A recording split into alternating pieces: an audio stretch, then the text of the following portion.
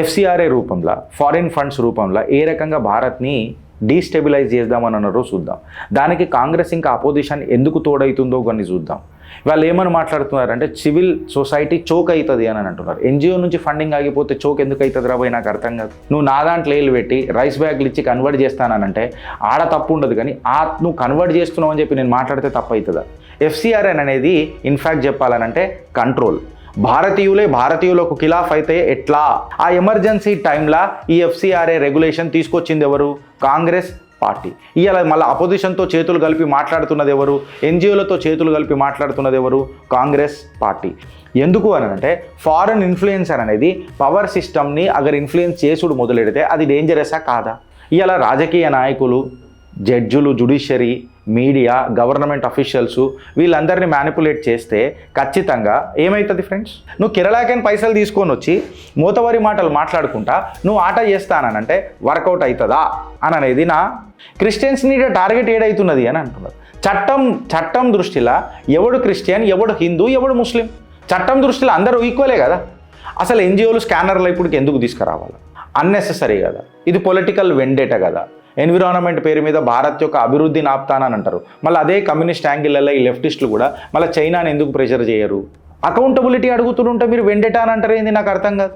భారతీయత ఇంపార్టెంటా లేకపోతే ఇలా ఫారెన్ పైసలు అనేది ఇంపార్టెంటా? Gautam model school, Sun City branch, admissions are open for 2026. No admission fee, free school uniform and also bus transportation available for nursery to 10th class. Hurry up. Address: Sun City branch opposite Kasturba Trust. Limited seats. Contact us now 8121573123 and 8977113123. భారతదేశంలోనంట FCRA మీద పెద్ద పంచాయతీ నడుస్తున్నది. FCRA మీద మొత్తం Catholic బిషప్లు మొత్తం serious concerns చేస్తున్నారట. అందులోనే ఈ బట్ట వెళ్ళడం కూడా పాపం వాళ్ళకు నిజంగా చెప్పాలనంటే పెద్ద పరేషాన్ చేసేది. భారత్ని ఈ కలోనియల్ మైండ్ సెట్ నుంచి ఎట్లా తీద్దాము అని చెప్పి మాట్లాడుతుంటే సాక్షాత్తు ఇక దేవుడే ఈశ్వరుడే కల్కి దిగనికి ఇక ఆస్కారం ఉందేమో అని చెప్పి నేను అనుకుంటున్నాను.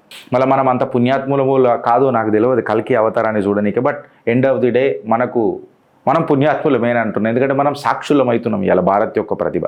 సో జోక్స్ అపార్ట్, అండ్ మనం అగర్ సీరియస్ డిస్కషన్స్లో పోయి మనం మాట్లాడితే నువ్వు పుట్టిన దేశం ఎంత గొప్పది ఎక్సెట్రా ఇప్పుడు మనం మాట్లాడుకున్నాము. వీళ్ళు ఒక కలోనియల్ మైండ్ సెట్ తీసుకొని వచ్చి భారత్ని ఏ రకంగా చేస్తున్నారో ఒకసారి మనం చూద్దాం ఫ్రెండ్స్. ఎఫ్సిఆర్ఏ రూపంలో, ఫారిన్ ఫండ్స్ రూపంలో ఏ రకంగా భారత్ని డీస్టెబిలైజ్ చేద్దామని అన్నారో చూద్దాం. దానికి కాంగ్రెస్ ఇంకా అపోజిషన్ ఎందుకు తోడవుతుందో కొన్ని చూద్దాం. వాళ్ళు ఏమని మాట్లాడుతున్నారంటే సివిల్ సొసైటీ చోక్ అవుతుంది అని అంటున్నారు. ఎన్జిఓ నుంచి ఫండింగ్ ఆగిపోతే చోక్ ఎందుకు అవుతుంది రాబోయే నాకు అర్థం కాదు. ఇది మైనారిటీలను టార్గెట్ చేసినట్టు అవుతుంది అని అంటారు. మైనారిటీలు ఉన్నోళ్ళు మైనారిటీగా ఉండి మీ యొక్క నాగరికతను, మీ యొక్క సాంప్రదాయాన్ని ముంగడికి తీసుకుపోతే మంచిగుంటుంది, కానీ నువ్వు నా దాంట్లో ఏళ్ళు పెట్టి రైస్ బ్యాగ్లు ఇచ్చి కన్వర్ట్ చేస్తానంటే ఆడ తప్పు ఉండదు, కానీ నువ్వు కన్వర్ట్ చేస్తున్నావు అని చెప్పి నేను మాట్లాడితే తప్పు అవుతుందా? నువ్వు మా స్కూల్ అంటావు, మా హాస్పిటల్ అంటావు, మా చారిటీలు అన్నీ రిస్క్లో పడతాయి అని అంటావు. అసలు నేను అడుగుతున్నా ఏంటంటే నీ చారిటీ సకదనం పైసలతో వస్తే మీ సకదనానికి మేమెందుకు మూలాధారాలు వెతుకుతాం? ఎన్జిఓలను సేవ్ చేయండి ఎక్సెట్రా అంటారు. సో ఈ ఫారిన్ ఫండ్స్ ఏంది, కన్వర్జన్స్ ఏంది, ప్రొటెస్ట్లు ఏంది, ఈ ప్రొటెస్ట్ల మీద జరుగుతున్న రాజకీయాలు ఏంది, కంప్లీట్గా ఈ డిబేట్ షేక్ చేస్తుంది. ఇది కేరళకు డైరెక్ట్గా లింక్ అవుతుంది. ఏంది గిరీష్ అని చెప్పి మాట్లాడితే అసలు ఫస్ట్ ఆఫ్ ఆల్ ఎఫ్సిఆర్ఏ అంటే ఏంది అని చెప్పి మాట్లాడితే ఎఫ్సిఆర్ఎన్ అనేది ఫారిన్ డొనేషన్స్ ఏవైతే ఉంటాయి కదా ఫ్రెండ్స్, ఎస్పెషల్లీ ఎన్జిఓలకు దీన్ని రెగ్యులేట్ చేస్తుంది.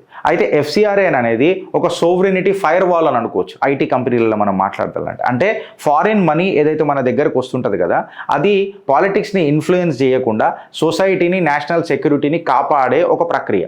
ఎఫ్సిఆర్ఎన్ అనేది క్లియర్ కట్గా ఫారిన్ కాంట్రిబ్యూషన్స్ ఏ రకంగా ఉంటాయో, దాన్ని అడ్వర్స్ ఇంపాక్ట్ ఏ రకంగా ఉంటుందో, మన దేశం యొక్క సావరెనిటీని కాపాడనీకే పనికొచ్చే ఒక సిస్టమ్ రూల్ అని అనుకోరు. సో ఎఫ్సిఆర్ఎన్ అనేది కేవలం మనీ కాదు. ఎఫ్సిఆర్ఎన్ అనేది ఇన్ఫ్యాక్ట్ చెప్పాలనంటే కంట్రోల్.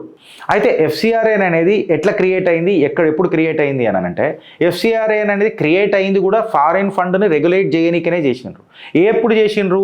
1976లా ఫారిన్ ఇంటర్ఫియరెన్స్ని ఇండియన్ డెమోక్రసీలో చెయ్యనియొద్దు, ఎవడో వచ్చి పైసలు తీసుకొని మన దగ్గర ఒక 0.5 వార్ రేజ్ చేద్దామని అంటే భారతీయులకు ఖిలాఫ్ అయితే ఎట్లా అని చెప్పి 1976లా ఏ ప్రభుత్వం ఉండే, ఎవరి హయాంలు ఉండే, అప్పుడు ఆ పీరియడ్లో ఏముండే అని అంటే ఎమర్జెన్సీ నడుస్తుండే. ఆ ఎమర్జెన్సీ టైంలో ఈ ఎఫ్సిఆర్ఏ రెగ్యులేషన్ తీసుకొచ్చింది ఎవరు? కాంగ్రెస్ పార్టీ. ఇవాళ మళ్ళీ అపోజిషన్తో చేతులు కలిపి మాట్లాడుతున్నది ఎవరు? ఎన్జిఓలతో చేతులు కలిపి మాట్లాడుతున్నది ఎవరు? కాంగ్రెస్ పార్టీ. సో ఈ ఎమర్జెన్సీ టైంలో వచ్చిన ఈ లా ఫారిన్ ఇన్ఫ్లుయెన్స్ని కంట్రోల్ చేయడానికనే కదా తీసుకొచ్చింది. అంటే ఎఫ్సిఆర్ఏ ఎందుకు ఎగ్జిస్ట్ అయింది ఇవ్వాలనంటే ఫారిన్ ఇన్ఫ్లుయెన్స్ రియలా కాదా? Absolutely real. సో దాన్ని కంట్రోల్ చేయడానికనే తీసుకొని వచ్చింది. అంటే ఎవడైనా ఫారిన్ పైసలని ఇండియాలకు ఫ్రీగా తీసుకోవచ్చా అని అంటే ఎస్, తీసుకురావచ్చు. ఎవడు తీసుకురావచ్చు? ఎన్జిఓ అనేటోడు తీసుకురావచ్చు. ఎట్లా తీసుకురావచ్చు అని అంటే సీజీ కౌంటర్. ఇప్పుడు ఎఫ్సిఆర్ఏ ఏంది అని అంటే అపోజిషన్ ఏం చెప్తుంది అని అంటే, ఫర్ ఎగ్జాంపుల్ మీరు మాట్లాడితే పైసలు ఎవరన్నా విదేశాలలోకి దేశంలోకి తీసుకురావచ్చు అంటే అవి తీసుకురావచ్చు. ఏమైంది? ఎన్జిఓలు తీసుకురావచ్చు. మేము చేస్తలే, మా స్కూళ్ళు కాలేజీలు అవన్నీ చేస్తలే, ప్రభుత్వం చేయలేదు, మేము చేస్తున్నాం కదా అని చెప్తారు.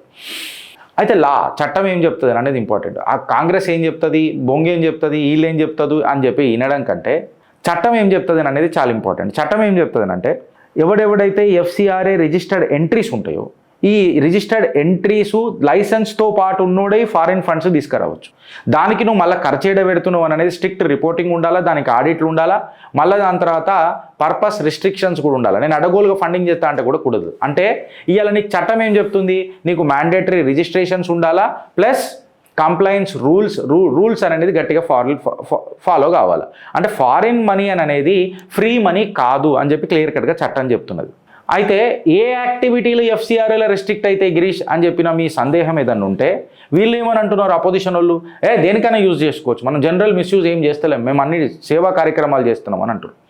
ఎఫ్సిఆర్ఏ క్లియర్ కట్గా ఏం చెప్తున్నది బ్రదర్ అని అంటే నువ్వు మిస్యూజ్ చేయని పనులు ఏవేవి అని అంటే దేశ విరోధ విద్వేషపూరితమైన దేశానికి ఖిలాఫ్ చేసే అంటే యాంటీ నేషనల్ యాక్టివిటీలు చేయొద్దు అని అన్నారు.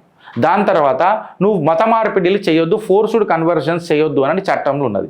దాని తర్వాత మతతత్వ విద్వేషాలు కమ్యూనల్ డిసార్మనీ చేయొద్దు అని చెప్పి డైరెక్ట్గా ఉన్నది. పొలిటికల్ ఇన్ఫ్లుయెన్స్ అంటే నువ్వు ఎన్జిఓకి పైసలు తీసుకొని వచ్చి ఒక పొలిటికల్ పార్టీకి ఫండ్ చేస్తానన్నా అది చట్ట విరుద్ధం అని చెప్పి క్లియర్ కట్గా చెప్పింది. ఇది క్లియర్ కట్గా మెన్షన్ చేశారు. నేను మోటా మాట్లాడుతున్నాను. ఇప్పుడు government notifications plus FCR rules ఉన్న తర్వాత కంప్లీట్గా నువ్వు సొసైటీని డిస్టెబిలైజ్ అయిపోతుంది, మేము సేవ చేయలేకపోతున్నాము అని అంటే ఈ ప్రక్రియలు ఉంటేనే కదా ఆట మొదలవుతుంది. ఈ ప్రక్రియలో లేకపోతే ఆట ఎందుకు మొదలవుతుంది? అసలు నువ్వు ఎన్జిఓ మంచిగా నడిపించుకోవచ్చు, అప్పుడు ఇల్లీగలే కాదు, నువ్వు ఏమైనా చేసుకో, చారిటీ గిరిటీ ఏం చేసుకుంటావో చేసుకో.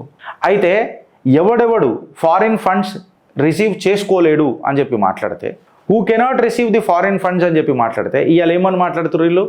ఎన్జిఓలకు ముందు ఉండే ఆస్కారం ఇప్పుడు లేదు అని చెప్పి చెప్తున్నారు. తప్పదు, ఎన్జిఓలకు ఇప్పటికీ కూడా ఆస్కారం ఉన్నది. ఎవరెవరు ఈ ఫారిన్ ఫండ్లు తీసుకోలేరు అని చెప్పి మనం మాట్లాడితే అందులో పాలిటీషియన్స్ ఉన్నారు, జడ్జులు ఉన్నారు, మీడియా ఉన్నది, గవర్నమెంట్ అఫీషియల్స్ ఉన్నారు. ఎందుకు అని అంటే ఫారెన్ ఇన్ఫ్లుయెన్సర్ అనేది పవర్ సిస్టమ్ని ఇన్ఫ్లుయెన్స్ చేసుడు మొదలెడితే అది డేంజరసా కాదా?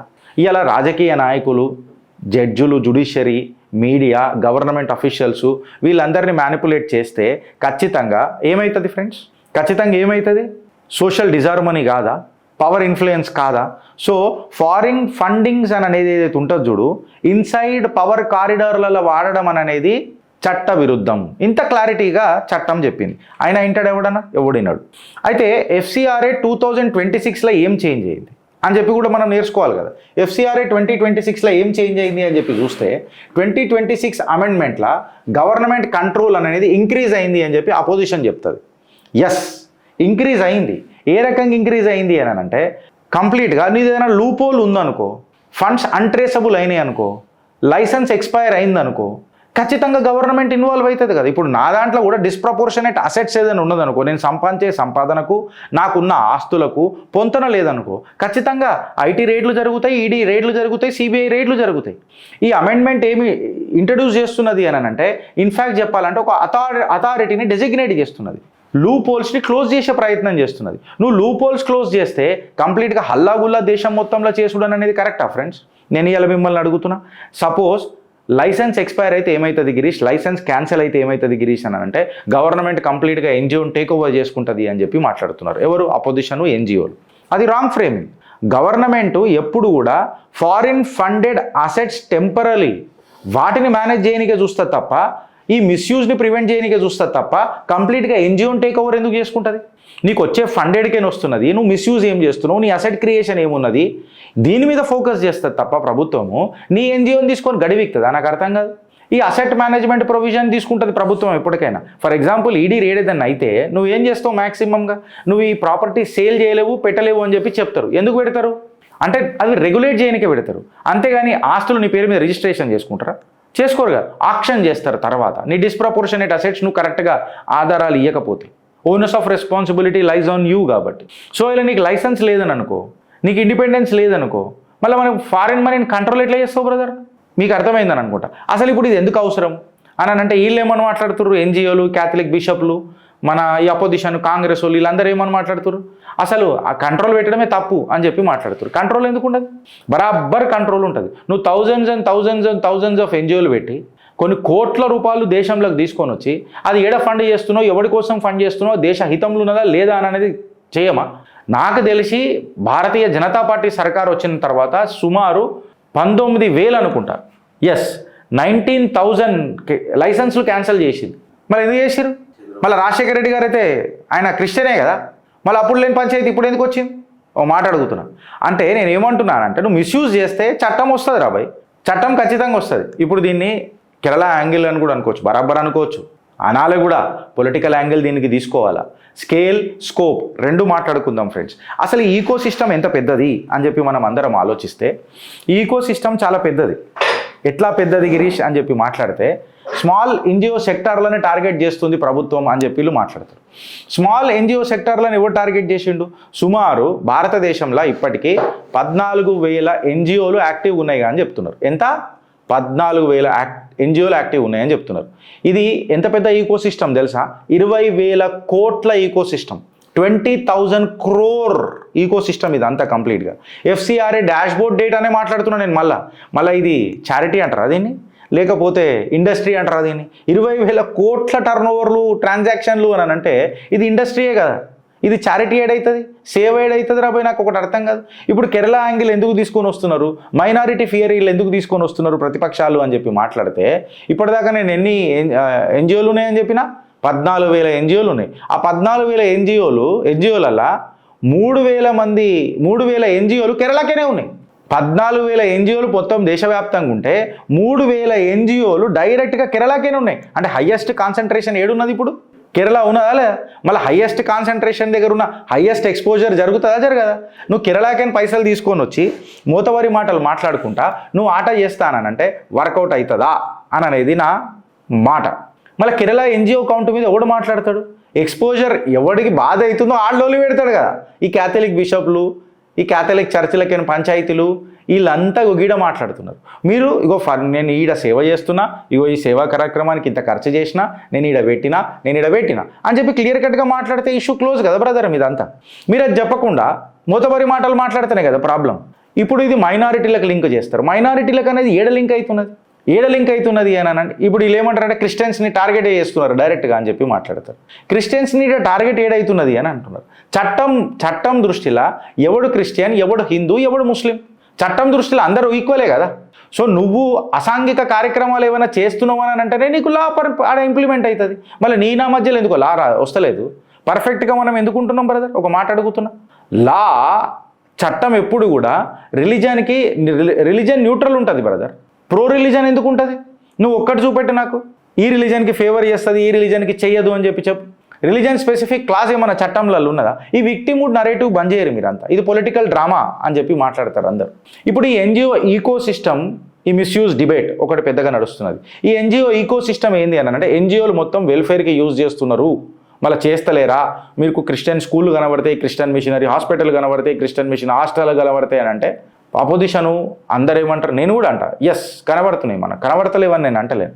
నువ్వు మంచి పని చేస్తే దానికి సపోర్ట్లు కొట్టాల్సిందే కాదని అంటలే, దానికి సీటీలు కూడా కొట్టాల్సిందే కాదని అంటలే. కాకపోతే ఎప్పుడైతే నువ్వు ఈ రైస్ బ్యాక్ కిట్లకు పైసలు ఖర్చు చేస్తావు చూడు, అంటే కన్వర్జన్ కిట్లకు, ప్రొటెస్ట్ కిట్లకు, ప్రొటెస్ట్ కోసం ఫండింగ్ చేసుడు, ఎప్పుడైతే కంప్లైన్స్ వైలేషన్స్ అయితే చూడు, నువ్వు ఫండ్ ఎడికని వచ్చింది, నువ్వు దేనికి ఖర్చు చేసినావు చూపెట్టలేవు చూడు, అక్కడ గవర్నమెంట్ రిస్క్ని ఫ్లాగ్ చేస్తుంది బ్రదర్. గవర్నమెంట్ అక్కడ రిస్క్ని ఫ్లాగ్ చేస్తుంది అంతే తప్ప అప్పటిదాకా గవర్నమెంట్కి ఏం పంచాయతీ ఉంటుంది చెప్పును? గవర్నమెంట్ తన పని తను చేసుకుంటూ పోతున్నది, నీ పని ఏదో నువ్వు చేసుకుంటూ పో కదా. అసలు ఎన్జిఓలు స్కానర్లు ఇప్పటికి ఎందుకు తీసుకురావాలి? అన్నెసెసరీ కదా, ఇది పొలిటికల్ వెండేట కదా అని చెప్పి ప్రతిపక్షాలు, ఈ క్రిస్టియన్ మైనారిటీసు, క్యాథలిక్ చర్చులు, బిషప్లు వీళ్ళందరూ మాట్లాడుతున్నారు. అయితే నేనేమంటున్నా, కొన్ని వందల వేల ఇండిపెండెంట్ కేసెస్ ఉన్నాయి. మీరు ఆక్స్ఫామే తీసుకోండి, ఆమ్నెసిటీ తీసుకోండి, సిపిఆర్ తీసుకోండి, ఆర్జీఎఫ్ తీసుకోండి. ఈ అన్నిట్లలో ప్యాటర్న్ మీకు ఏం కనబడుతున్నది? కంప్లైంట్ చేసిన తర్వాత, స్క్రూటినీ చేసిన తర్వాత ఇది లాకి విరుద్ధంగా ఉన్నదా మళ్ళీ అనుకూలంగా ఉన్నదా, వీళ్ళ మీద కేసులు ఎందుకు బుక్ అయినాయి, వీళ్ళు ఎందుకు సమాధానం చెప్పలేకపోయినరు, వీళ్ళ ఎందుకు లైసెన్స్లు సీజ్ అవుతున్నాయి కొన్ని ఎన్జిఓలవి, ఈ ఎన్ఫోర్స్మెంట్కి వీళ్ళు ఎందుకు రిపోర్ట్ చేయలేకపోతున్నారు, జస్టిఫై చేయలేకపోతున్నారు. మళ్ళీ ఇన్ని కేసులు ఏవైతే ఉన్నాయో చూడు ఈ ఎన్జిఓల మీద, మళ్ళీ ఇవన్నీ కోయిన్సిడెన్సా లేకపోతే ఇత్తిఫాకా ఏంది? మళ్ళీ దీని మీద మీరు ఏం మాట్లాడతారు? వీళ్ళు అందరు లొల్లి పెట్టేటోళ్ళు. మళ్ళీ ఈ ఫారెన్ ఫండింగ్ ప్రొటెస్ట్లు ఏవైతే భారతదేశంలో జరుగుతాయి చూడు, మేఘా పాట్కర్ ఎక్సెట్రా వీళ్ళందరూ ఎన్నో రకాలుగా ఎన్నో చేసిరు. మళ్ళీ అది డెమోక్రసీయా? ఎన్విరాన్మెంట్ పేరు మీద భారత్ యొక్క అభివృద్ధిని ఆపుతానని అంటారు. మళ్ళీ అదే కమ్యూనిస్ట్ యాంగిల్లో ఈ లెఫ్టిస్టులు కూడా మళ్ళీ చైనాని ఎందుకు ప్రెషర్ చేయరు, చైనా మీద ఎందుకు ఒత్తిడి తీసుకురారు, ఒక్క స్టేట్మెంట్ అన్న భారతదేశం నుంచి ఎందుకు ఇయ్యరు? డెమోక్రసీ అనేది కేవలం లోకల్లోనే పనిచేస్తుందా లేకపోతే బయటకైనా అవుట్సోర్స్ అయ్యి వస్తుందా? ఈ పాలసీ రీజనింగ్ అనేది ఏంది? ఈ ఫారెన్ ఫండెడ్ యాక్టివిజం అంటే ఏంది? ఇలా భారత్ అకౌంటబిలిటీ అడుగుతున్నది బ్రదర్. అకౌంటబిలిటీ అడుగుతుంటే మీరు వెండేటా అని అంటారు ఏంది? నాకు అర్థం కాదు. ఇప్పుడు ఇంకొక క్వశ్చన్ ఏమొస్తుంది అంటే, ఏదైతే కంప్లీట్గా ఇప్పుడు ఈ క్యాథలిక్ చర్చులు, బిషప్లు, అపోజిషన్లు, ఈ కాంగ్రెస్ వీళ్ళందరి నరేటివ్ అంతా డెమాలిష్ అయిపోతుంది, కుప్పగూలిపోతుంది, పాతాళానికి తొక్కే బుద్ధి అవుతుంది. ఎన్జిఓలను టార్గెట్ చేస్తున్నారు అని చెప్పి మాట్లాడతారు. ఎన్జిఓలను టార్గెట్ చేస్తున్నారు అని చెప్పి మాట్లాడితే అపోజిషన్ కూడా దీనికి వత్తాసు పలుకుతుంది. అసలు గవర్నమెంట్ ఎందుకు టార్గెట్ చేస్తున్నది? నువ్వు నాన్ కంప్లైన్స్ చేసినందుకే కదా టార్గెట్ చేస్తున్నది. ఎవిడెన్స్ గవర్నమెంట్ స్టాండ్స్ కూడా అట్లనే ఉన్నది కదా. నువ్వు వైలేషన్ చేస్తేనే చట్టాలు నీ మీద చట్టరీత్యా కార్యక్రమాలు మొదలెడతాయి, నీ మీద యాక్షన్ మొదలెడుతుంది. లేకపోతే ఎందుకు మొదలెడుతుంది? ఇది ఫస్ట్ పాయింట్. ఇది ఓవర్ రీచ్ అని చెప్పి మాట్లాడుతున్నావు. రెగ్యులేషన్ ఆఫ్ ఫారిన్ మనీని దాన్ని రెగ్యులేట్ చేయడం అనేది భారత్ యొక్క ఔన్నత్యాన్ని కాపాడడానికి, సౌవరెనిటీని కాపాడడానికి ఉపయోగపడుతున్నది కదా. దీన్ని ఓవర్ రీచ్ అని ఎట్లా మాట్లాడతావు? కాన్స్టిట్యూషనల్ లాజిక్లా దీన్ని ఏమంటారు అని అంటున్నా. మీ మనసు స్వచ్ఛందంగా ఉంటే మీరు ఎక్కడెక్కడ ఖర్చు పెట్టారని చెప్పురు కదా. ఏ బార్డర్లకి దాటి పైసలు వస్తున్నాయో చెప్పురు కదా. ఈ బార్డర్లకి దాటి వచ్చిన పైసలు ఏడ ఖర్చు పెడుతున్నామో చెప్పురు కదా. మీ ఓవర్ రీచ్కి కాన్స్టిట్యూషనల్ రీచ్ ప్రభుత్వం తీసుకొని వస్తే ఇది ఓవర్ రీచ్ అని ఎట్లా మాట్లాడతారండి మీరు? నాకు అర్థం కాదు. ప్రభుత్వం మిస్యూజ్ ఆఫ్ పవర్ అని చెప్పి మాట్లాడతారు. ప్రభుత్వము సేఫ్ గార్డులను ఫిక్స్ చేసింది, చట్టాన్ని ఏం తీయలే. ఈ అడ్డమైన న్యూసెన్స్ని మనం ఇలా డిబేట్ చేస్తున్నాం చూడు, దీనికంటే దరిద్రగిరి ఏముంటుంది ఇక ఈ అపోజిషన్ నరేటివ్ది. అంటే నీకు ఏదైతే పైసలు కావాలని అనుకునే ఈ ఫియర్ ఆఫ్ మిస్యూజ్ ఉన్నది చూడు, ఇది రెగ్యులేషన్ అవాయిడ్ చేయమంటావాను? నేను ఒక మాట అడుగుతున్నా. ఫైనల్ క్వశ్చన్ ఏమని ఉంటుందంటే ఫారిన్ ఇన్ఫ్లుయెన్స్ అనేది భారతదేశం మీద అది పెద్దదా లేకపోతే మన నేషనల్ సోవరెనిటీ అనేది ఇంపార్టెంటా ఫ్రెండ్స్? భారతీయత ఇంపార్టెంటా లేకపోతే ఇలా ఫారిన్ పైసలు అనేది ఇంపార్టెంటా? ఈ ఫుల్ సింథసిస్ మీద డిస్కషన్ జరగాలి కదా. మళ్ళీ ఇది ఎన్జిఓ అని అనాలా, ఎన్జిఓ వర్సెస్ గవర్నమెంట్ అనాలా, లేదా భారత్ వర్సెస్ ఎక్స్టర్నల్ ఇన్ఫ్లుయెన్స్ అనాలా? మనం అప్పుడు ఎవరికి సపోర్ట్ చేస్తాం ఫ్రెండ్స్? మీరు ఒక మాట చెప్పురు నాకు. ఇప్పుడు నేను అల్టిమేట్ క్వశ్చన్ మిమ్మల్ని అందరిని ఏమడుగుతున్నానంటే, ఫారిన్ మనీ క్లీన్ ఉందనుకో, నువ్వు కంప్లై చేయి. ఫారిన్ మనీ క్లీన్ ఉందా లేదా నువ్వు కంప్లై చేయి. నీ ఖర్చు ఎక్కడెక్కడ పెట్టినావో అవి జెన్యూన్ అని చెప్పి ఆడిట్ పెట్టి ప్రూవ్ చేయి. నువ్వు నిజాయితీగా వర్క్ చేయి. అప్పుడు చట్టానికి ఎందుకు భయపడాల్సిన అవసరం ఉంటుంది? నువ్వు కంప్లీట్గా నీ స్క్రూటినీని ఇంక్రీజ్ చేయి. నువ్వు ప్రొటెస్ట్ చేసినంత మాత్రం నా స్క్రూటినీని దాచిపెట్టి ప్రొటెస్ట్ చేస్తే ఫరకేం పడుతుంది? గంట కూడా ఫరక్ పడుతుందా? క్వశ్చన్ అనేది లా ప్రకారం ఉందా లేదా? చట్టం ఎప్పుడు వచ్చింది? చట్టం ఎవడికి చుట్టమై ఇన్ని రోజులు చరిత్ర చెదలు పట్టించిరని అనేది క్వశ్చన్ అవుతుంది. మళ్ళా ఎఫ్సిఆర్ఏ ప్రభుత్వం తీసుకొచ్చిన భారత్ సర్కార్కి మనం నిజంగా చేయకూడదామా, కొట్టొద్దా? భారత్ని ఏమంటారు అతలాకుతలం చేద్దామని అన్నది వాళ్లకు అంటారు కదా, ఈటిక జవాబ్ పత్తర్సేనని. మళ్ళీ దీనికి సపోర్ట్ చేద్దామా లేదా? మీ కామెంట్ రూపంలో చెప్పు ఫ్రెండ్స్. భారత్ మాతాకి జై.